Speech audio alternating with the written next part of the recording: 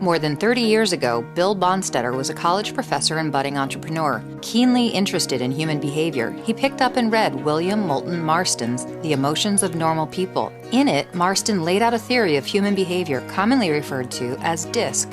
While largely neglected in its time, decades later, The Emotions of Normal People is the basis of an assessment industry that impacts people's lives around the globe. For Bonstetter, Marston's research on human behavior helped him to create a successful business and to foster a now healthy human assessment industry.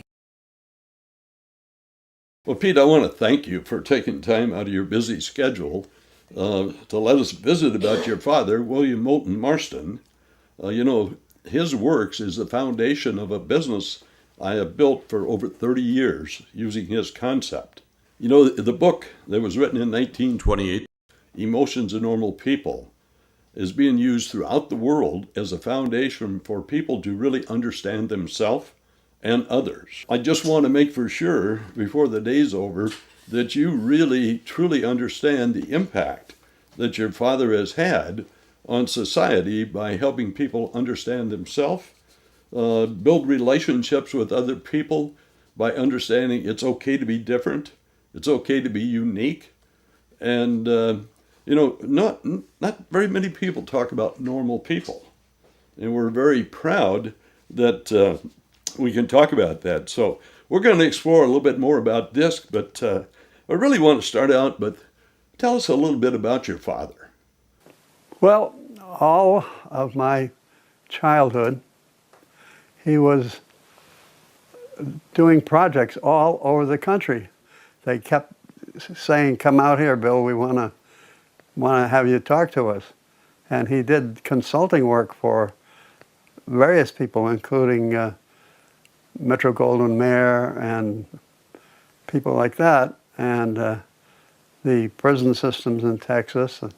So to me, he was a wandering pro. Whatever they wanted him to do, he did, because he was smart enough to do it.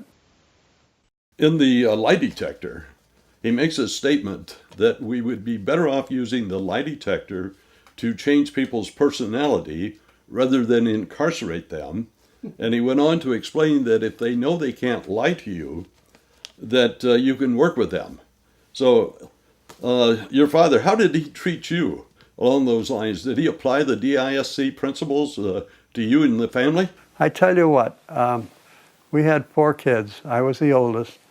And when I look back, I have to say I was an experiment, because they tried me, let me do all kinds of stuff, never really steered me. Just do what you can do and see how you make out. And it's incredible the amount of things I got into. How did Wonder Woman comic book come about? Oh, that was interesting. He was hired as a consultant. Of course, he was an attorney and a psychologist by DC Comics in New York City. And Charlie Gaines was the head man at the time. And one day when he was down there, what he was doing is taking comics, or helping to, out of the wartime scene, because the war was just ending, and into the peacetime venue. So Charlie Gaines said to him today, hey, Bill, why don't you write a comic? Ha, ha, ha. So he went home, talked to my mother, and my mother said, well, Bill, if you want to write a comic, that's okay, but we got enough male heroes, let's have a female heroine. So Wonder Woman was born. Awesome. And your mother played a major role then. She did. Awesome. Yeah, and so he went back to Charlie, and Charlie got a chuckle out of it, but they got Wonder Woman out. Okay. And it worked. Also, Pete, I've written articles on serial entrepreneurs, and we use the DISC as a part of the measurement of that. And I think it's interesting. I asked the question of serial entrepreneurs, when did you first start thinking of owning your own business? 42% of them said before age 12. Now, this would probably identify your father. He was an entrepreneur. He was a futurist. He was thinking and doing things that nobody else was even thinking about.